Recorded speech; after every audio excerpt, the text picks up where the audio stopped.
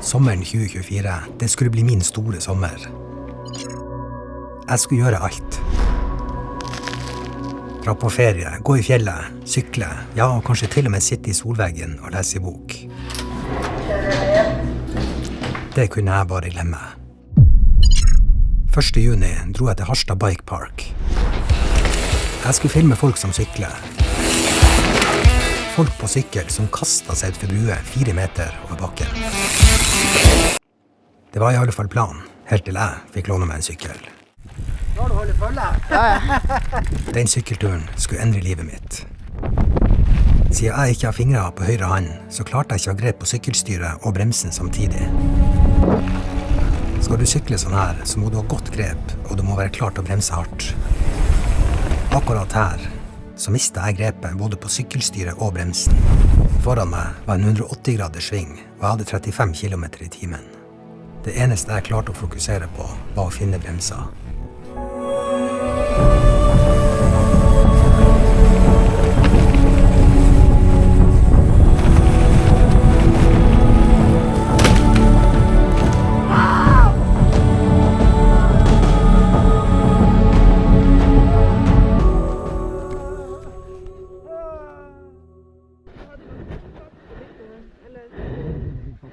Skal det da? Jeg knekte ryggen. Nei. Jo. Å faen. Jeg er usikker. Ikke i det hele tatt? I don't want to really watch, but... Oh! Fucking hell. Så ikke bra ut. Jeg har aldri vært alvorlig syk. Jeg har aldri knekt et bein i kroppen. Jeg kan til og med telle på ei hånd hvor mange blåmerker jeg har hatt gjennom livet. Nå lå jeg på sykehuset i Harstad, og jeg var i stort trøbbel. Det er 1 time siden så trynte jeg i Harstad Bike Park. Knakk ryggen på 5 plasser. Jeg har dårlig følelse i høyrefot og venstrefot og greier, og så har jeg ekstreme smerter i bekkenområdet. Jeg ligger bare og tenker på om livet er over, eller om hva skjer nå. Etter røntgen og MR i Harstad så ble jeg flyttet til Tromsø for operasjon. Jeg kunne godt tålt noen brudd, men jeg hadde fått en ryggmargskade. Det merket jeg på følelsen i beina, eller fravær av den, og en merkelig type nervesmerte foran nede på høyre lår. Jeg skjønte det ikke da, men det var gode nyheter, for det hadde vært mye verre å ikke kjenne noe. Hvis det ikke er farlig, så kan jeg gjøre det. Ikke farlig. Dagen etter så våknet jeg opp til beskjeden om at operasjonen, den gikk bra. Du har sånn skinkegange. Ja, på sykehuset så kaller de dette for mobilisering. Jeg kaller det tortur. Fy faen, jeg er ørbanka, Tore. Ja, det der skjønner jeg godt. Jeg kjenner jo. Skal jeg prøve å reise meg opp? Ja, men nå tenker jeg, Tore, hvis du har bananen sin, og så skal du få litt hjelp på den der, og så skal vi se hvilken vei var. Den er ned, og den er opp, sant? Mot høyre, du kan klemme mot høyre der. Så ser vi. 1, 2. Ja, men kan jeg styre farta? Ja. Ja, flott. 1, 2, og 3, strekk. Og bruk beina, bruk beina, bruk beina. Bruk beina fort. Ikke la veldig langt. Og så strekkes. Kom med rumpa litt lenger inn. Og kjenner dere når det er litt høyt, for du blir stående veldig... Ja. I'm up. You're up. Siden dette var en ryggmargskade, så ble jeg flyttet til intensiven. Og de neste dagene så skulle de av en eller annen grunn holde blodtrykket mitt kunstig høyt. Din kjære kone har kommet med kamerautstyr på sykehuset til meg. Akkurat nå så ligger jeg på intensivavdelingen på det er dag 4. Nei, så det som skjer nå er at jeg skal ligge på denne avdelingen i et par dager til, og så er det rehabilitering. Enten her eller på St. Olavs. Jeg har bevegelse i beina, litt redusert, men dog. For å si det sånn, jeg er ferdig å sykle. Jeg lå 1 uke på intensivavdelingen på UNN. Hele døgnet så hadde jeg en intensivsykepleier på rommet. Jeg trengte hjelp til absolutt alt. Jeg har lyst til å si at jeg har sovet godt i natt, men jeg har hallusinert i 7-8 timer. Herre min hatt. Og har hatt så vondt. Nei, men netten på sykehuset er ikke det. Det er ikke highlighten. Det er morgenen som er fin. Nå skal vi stelle oss litt, og vi skal ha oss en kaffe. Og... Ja. Tusen takk. Hvis du vil ha litt mer tannkrem, så bare ifra. Det som sjokkerte meg mest med å være på sykehuset i denne tilstanden, det var at jeg så frem til å våkne og komme i gang med en ny dag. Det var ikke min fortjeneste. Jeg vet ikke hvem, men noen hadde lagt planer for alt jeg skulle gjøre hver dag. Jeg ble stelt om morgenen, hjulpet opp av senga. Det måtte 3 stykk til for å flytte meg over i en stol, og det tok 20 minutter. Når omsider ved å komme til stolen, så fikk jeg servert frokost og kaffe. I de her øyeblikkene på morgenen, så glemte jeg helt av hvor jeg var. Det var meg, morgenkaffe og nyhetene på TV. Kaffe om morgenen, det er viktig. Det er viktig. Drikk ikke kaffe med melk, det var svart. Svart kaffe.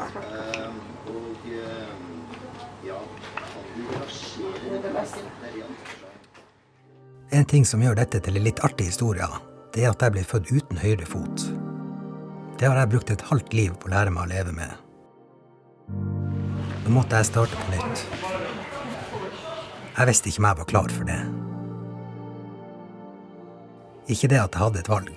UNN har tydeligvis en policy om at folk de skal opp på beina igjen, koste hva det koste vil.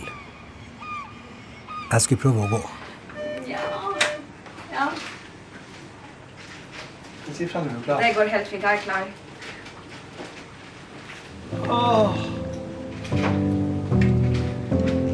Jeg går.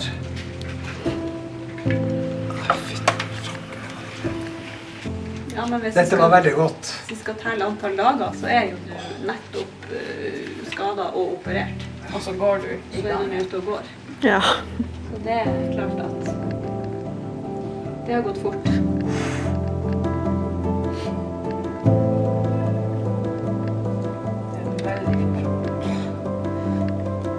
Det var på søndag det skjedde, og nå er det torsdag. Her er du ute og spaserer.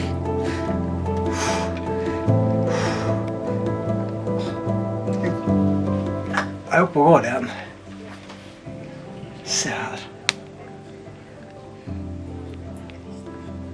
Åh, det var godt.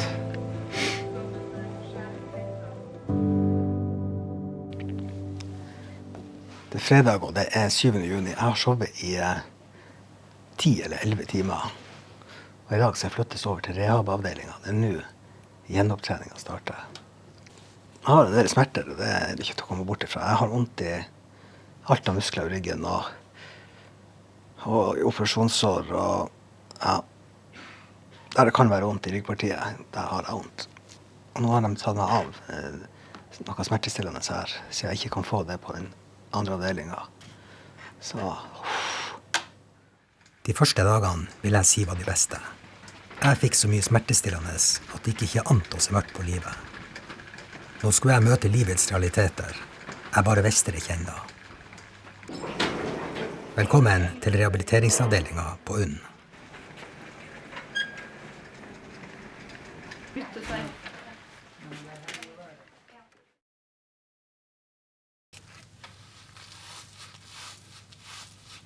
Herre min hatt. Jeg flyttet fra intensiven til rehabavdelingen på UNN. Og de 2 siste dagene har ikke jeg klart å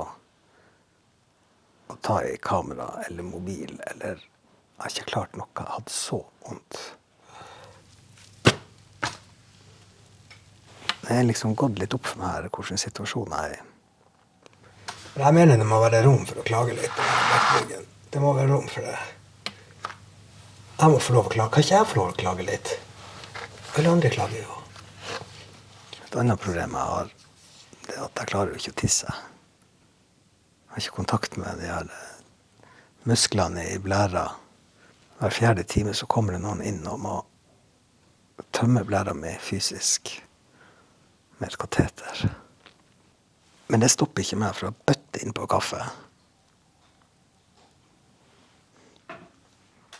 Jeg prøvde virkelig å være positiv, men jeg gikk rett i kjelleren.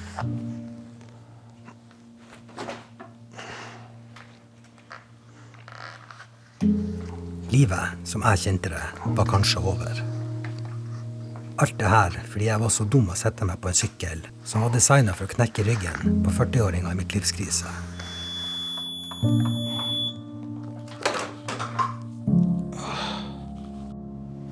Det var likevel en ting som holdt meg oppe. Det var å lage denne filmen. Jeg kunne heller tenke på kameravinkler i stedet for smerte. Det hjalp litt.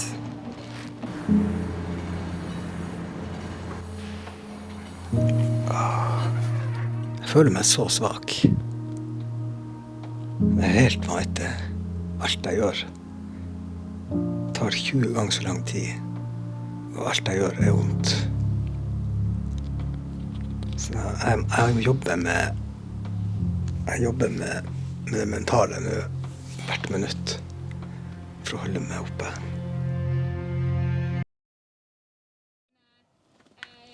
Den nedturen jeg fikk på rehaben, det var utelukkende på grunn av smerter.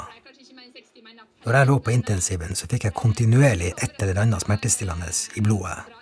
Det tok et par dager før det verste slapp, og nå skulle jeg ut på en lang reise. Det er mandag, og klokka er 8:50 her. Jeg har fått beskjed om at det står et fly nede på Langnes lufthavn og venter på meg. Så nå bare om noen minutter så blir jeg hentet av ambulanse, og så skal jeg kjøres ned dit. Det er jo helt utrolig. Jeg har jo aldri tatt privatfly før. Her er det bestilt eget fly til den gamle Einar fra Tromsø til Værnes. Så det er jeg jo i godt humør av. Også fått en del morfin, så det kan godt hende at det har noe å si. Men nå skal jeg ned på rehab, og jeg ser lyst på det her. Nei, men hvor fort du kjører? Ja, gjør det. Vi har jo Vi har et tidspress på oss. Et fly vi skal rekke. Yes. Det siste jeg var klar for nå, det var å reise. Jeg liker jo ikke å reise engang når jeg er frisk. Jeg vet ikke, men det virker på meg som om de satset alt de hadde på å få meg på beina igjen. Det er dumt å snakke seg selv ned, men jeg skulle altså fly som eneste passasjer i et jetfly til Trondheim. Det flyet her det koster 60 til 70 000 kroner per time å ha i lufta. Det er mye penger å bruke på en 41 år gammel mann uten fingre og føtter og nå med knekt rygg på 5 plasser. Jeg følte at jeg betydde noe. Jeg følte meg viktig, og at det var noen som brydde seg.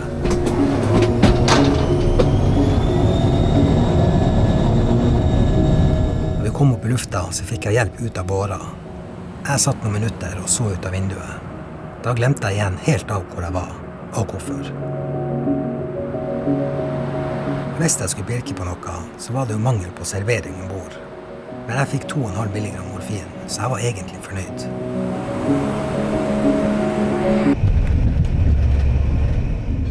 Da er vi ankommet Trondheim lufthavn, Værnes. Det var en fin tur i denne jetten. Jeg har fått meg 2,5 milligram morfin her på vei til sykehuset, så det er 40 minutter kjøring. Jeg prøvde å telle hvor mange som var i sving i løpet av denne reisa, men jeg måtte bare gi opp. Helsefagarbeidere, sykepleiere, ambulansepersonell og piloter. Det var helt absurd å være midtpunktet i denne operasjonen.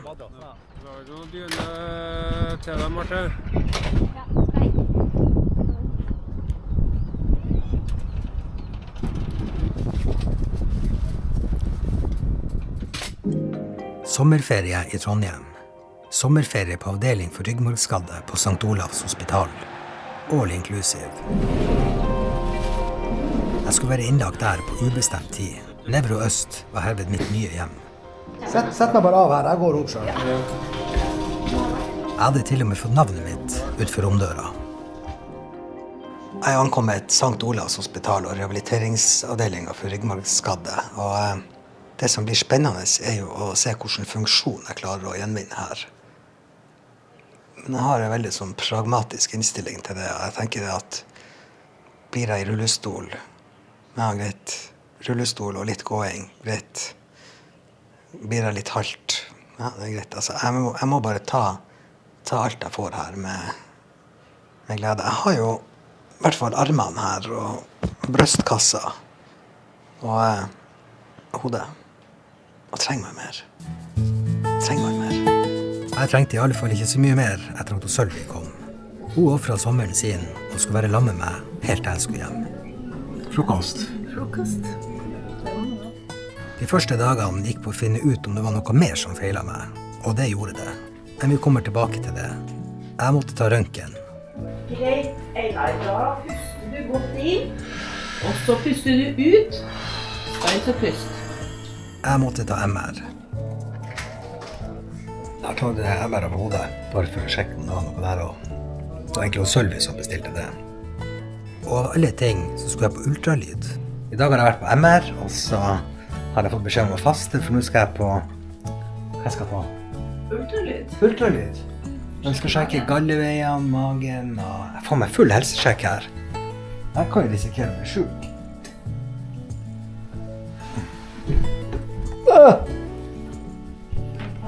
Så jeg har fått disse helsetrøya på meg. Jeg har blitt pasient.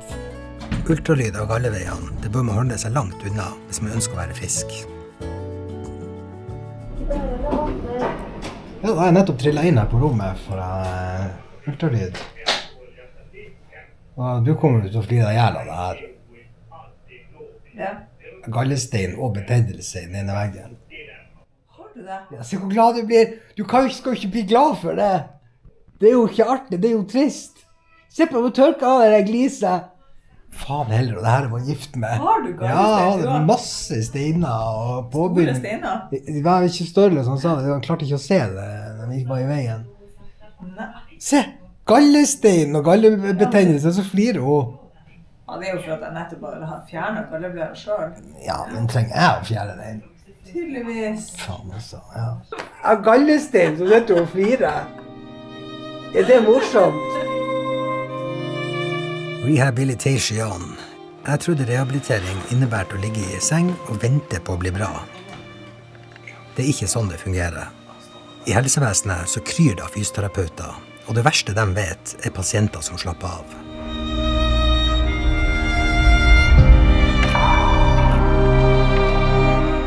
Det skal sykles, tøyes, strekkes, og det skal bøyes.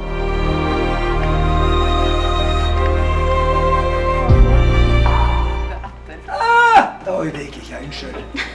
Jeg var litt kritisk til all denne aktiviteten, men jeg merket raskt at dette hadde effekt. Jeg kjente at kroppen begynte å fungere igjen, selv om det var vondt.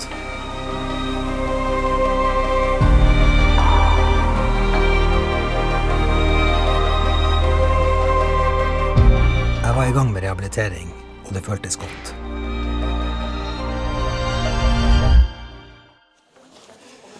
Nå skal vi ta en tur ut. Jeg skal utfor sykehusdørt. Jeg er jo blitt institusjonalisert. Ja da, så. Jeg er ikke noe erfaren med rullestol og sånn. Neida, men du har noe trillet med rullestoler. Så. Jeg mester det ut fra bak. Helvete også! Oi, oi, oi. Gjorde det så vondt? Ja, det var vondt. Jeg er så redd for å miste det. Jeg skal for det god lukt det var her.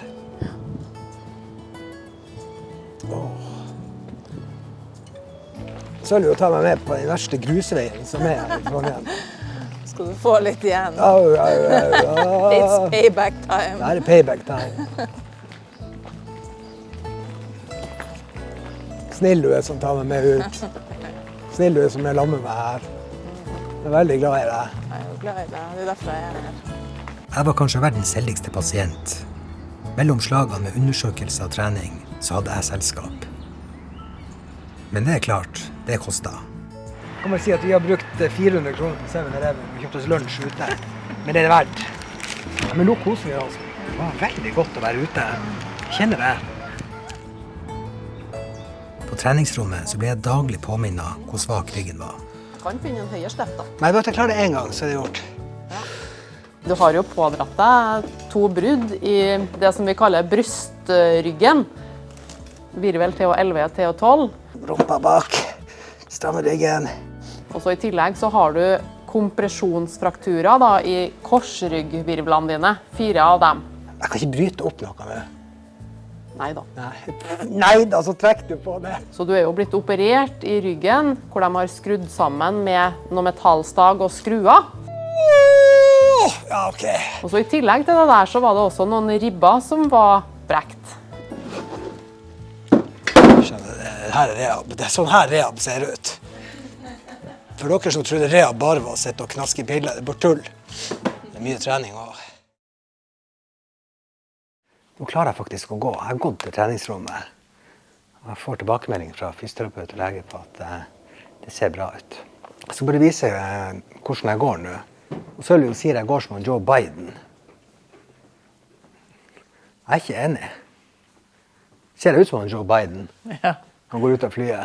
Ja, du er ikke veldig ulik. Jeg går nå i hvert fall. Jeg kjenner ikke like myk. Jeg klarer ikke den dansinga lenger. Jeg klarer litt sånn. Jeg hadde verre ting å bekymre meg for enn ganglaget.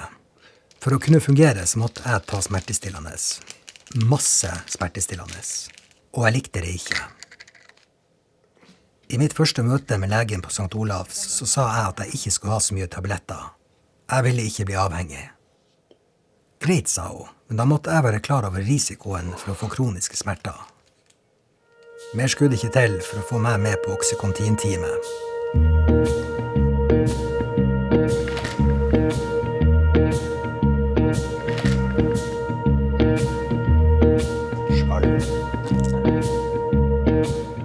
Vatten til, eller? Nei, jeg tar det bare bart. Tar du bare sånn?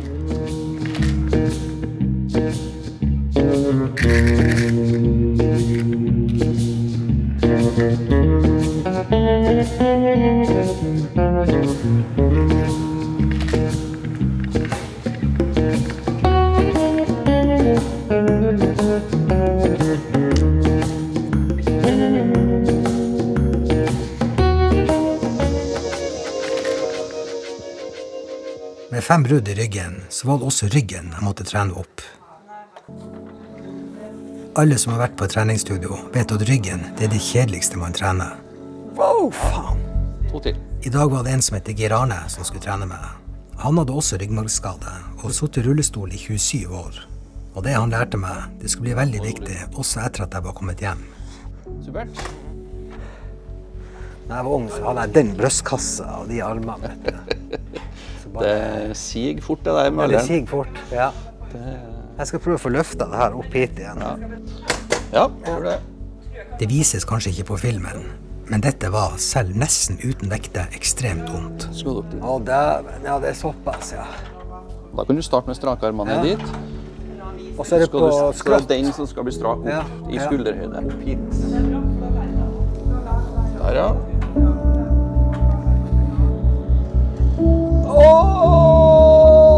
Den tror jeg du kjenner ribben av. Ja, jeg tror jeg tar litt ned.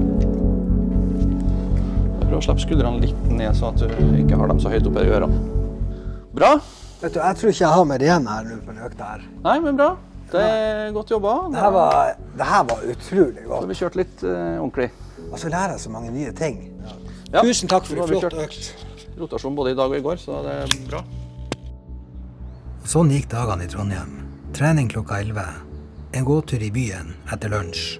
Og resten av dagen var vi inne. Dere skal få en omvisning på St. Olavs på rehabavdelingen for ryggmargskade. Og akkurat nå så er vi inne på spiserommet. Det her det er frokost og middag. Det her serveringen er. I dag er det søndag, og det er bare 4 pasienter her. Men i morgen kommer det et busslass med nye pasienter. Så da blir det litt annet liv. Her har vi verandaen, eller uteplassen. Og i dag er det litt... Det er litt grått i dag, men her kan man sitte og sole seg. Der har man en grill, så ja, det er ganske fint her. Og her er selvfølgelig suiten. Her har vi TV og det vi trenger. Ja da. Koser du deg? Ja, det er bra. Kjeder du deg? Det er godt å ha denne senga her som du kan liksom... Du kan justere litt på den. Ja, så må du få det sånn hjemme. Ja, vi må bare ordne oss hver vår sykeseng, ja. Altså, avdelingen her, den er jo for pasienter som kan ha skadet seg fryktelig med å enten ramle bilulykke eller tullinger som setter seg på sykkel. Så det er egentlig samme avdeling som på Sunnaas. Her får man rehabilitering. Så det ganske, her mye kompetanse, fysioterapeuter, og det dyktige leger. Så altså skal du nå knekke ryggen, kom nå hit. Hvis man kjeder seg, så kan man spille litt piano. Det synes jeg veldig koselig. Jeg liker jo det. Så på kveldstid så bruker jeg å ha konsert her, og da kommer de og setter seg og spiller opp til gammeldans. Det veldig koselig. Og her har vi da fellesstua. En stor TV, gitar. Her har jo jeg og Sølvi spilt yatzy og sett fotballkamper, og så her trives vi godt. Her det en egen vektstasjon, og det grunnen til at de har det, fordi man burde ha kontroll på vekta si når man ryggmargskadet. Det var en tekst her, skal vi se. Ja, der står det. Overvekten kom smygende. Det var ikke direkte synlig, men jeg følte at jeg hadde blitt tyngre, og at alle forflytninger hadde blitt vanskeligere. Der vil du ikke være, vet du. Overvekta kommer smygende. Nei, det her det viktigste rommet på St. Olavs. Det altså treningsrommet. Hvis man ikke mye her inne, så burde man egentlig ikke være her, fordi her det opptrening som gjelder. Her det sykling, og det vektløfting, og på dagtid her så det jo fysioterapeuter. Og faste timer her, så får man hjelp til øvelser. Så det her det skjer. Her det selvfølgelig også TV og musikkanlegg, så man kan, på kveldstid kan man høre på musikk og trene. Så jeg prøver å legge opp til 2 økter her per dag. Så, ja.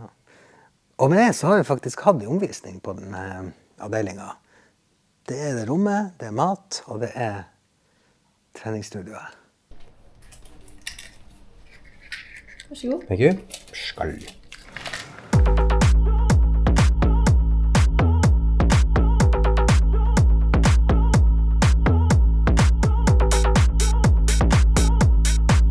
Da jeg klar for trappetrening, og det kunne vært morsomt, men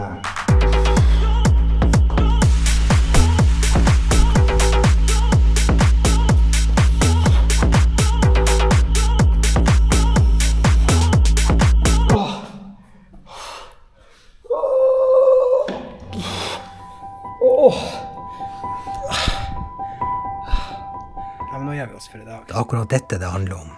Man må legge ned treningstimer, uansett hvor kjedelig det Ryggen min begynte å fungere igjen, og etter hvert så ble det vanskelig å få tida til å gå på sykehuset. Jeg skal i hvert fall ta en liten skål for 3 ukers opphold her. Gratis skål.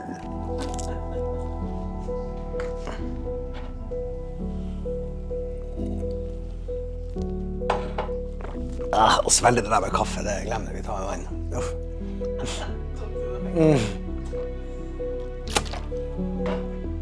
Nei, men sykehuset bra, og folkene bra, så det ikke det, men begynner å bli litt lei av det her. Det som jeg bruker å si, det var artig første uka. Men nå nå begynner det å fungere så godt at nå det liksom, nå begynner jeg liksom litt lei. Neida, men det var nok syting. Det var flere ting som gjorde at jeg følte meg klar til å dra hjem. Jeg begynte å bry meg om hvordan jeg så ut, i motsetning til første uka.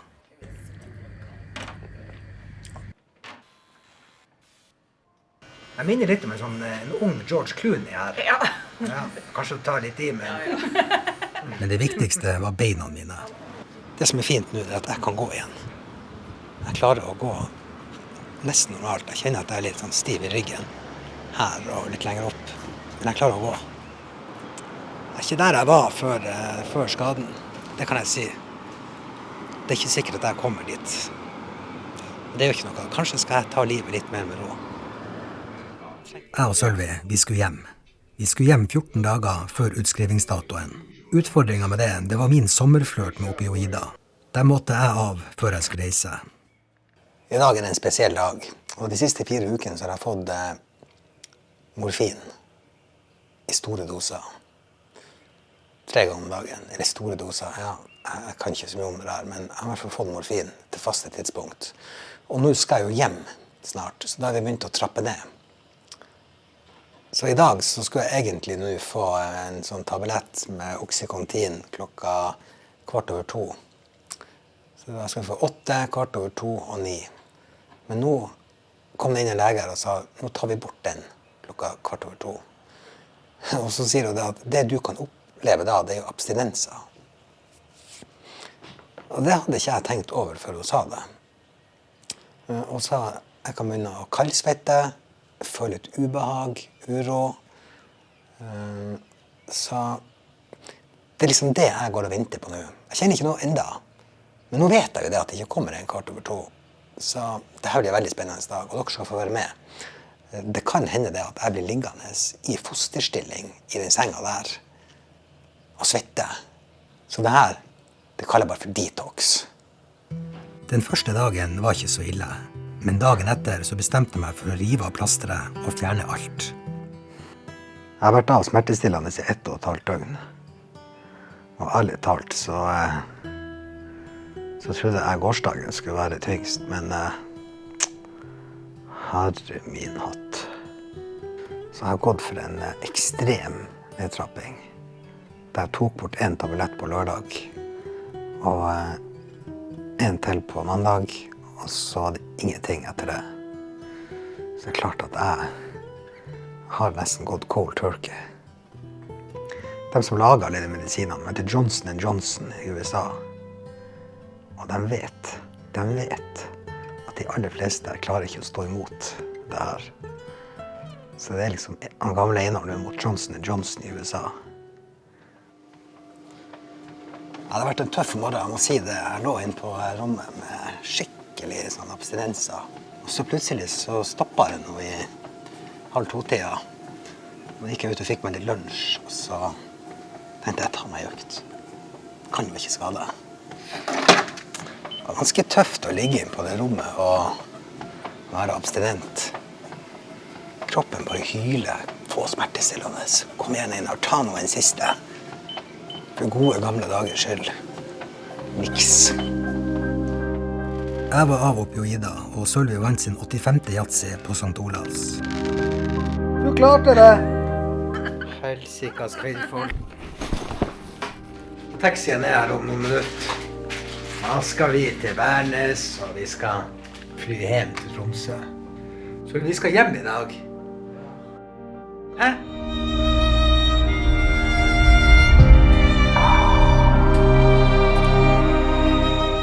Jeg var rehabilitert, det vil si satt i stand til å takle dagliglivets aktiviteter hjemme. 4 uker med steinhard jobbing, hjelp fra sykepleiere, leger, fysioterapeuter, mestringsberedere og portører. Du vet hvor vi skal? Jeg vet jo hvor vi skal. Ja, da har vi kommet så langt at vi sitter på flyplassen her. På vei hjem til byen. Altså, hvordan føler du deg nå? Jeg tror det ikke. Ja. Jeg tror det ikke. Du tror det ikke? Nei. Du har vært 4 uker på et sykehus i Trondheim. Du offret mye. Har du noen kommentar til det? Nei, jeg ville jo gjort det igjen. Vil du gjort det igjen? Ja, ja. Du skjønner, her er en keeper. Det er det jeg har sagt hele veien. Alle sier, Einar, finner noe en ny dame. Jeg sier, nei, jeg kan ikke det. Jeg er nødt til å holde på her. Man vet ikke hva man har før man mister det. Nå skjønner jeg hva det vil si. Aldri før i mitt voksne liv har jeg gledet meg mer til å komme hjem. Hjem til de enkle tingene som å sette på kaffe selv om morgenen. Sove i sin egen seng. Jeg kan ikke tro at vi er på Tromsø lufthavn og hjemme. Jeg får det ikke til å stemme. De enkle, kjedelige og dagligdagse tingene. Ting som betyr alt den dagen du mister dem.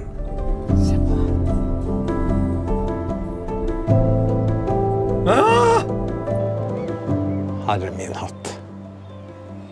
Jeg skulle til Harstad i 2 dager. 4 uker på sykehus. Ja vel, nå er vi hjemme. Jeg hadde trukket vinnerloddet. Jeg fikk en ryggmargskade, men jeg var på beina igjen. Tenk å være så heldig. Nå fortsatte rehabiliteringen hjemme. Da er vi klar for dagens trening. Er du gira på det her? Ja! Nei, men er du det? Nei. Hvor bra jeg kan bli, det vet jeg ikke ennå. Men hadde det ikke vært for det fantastiske helsevesenet vi har, så hadde det her fått et helt annet utfall.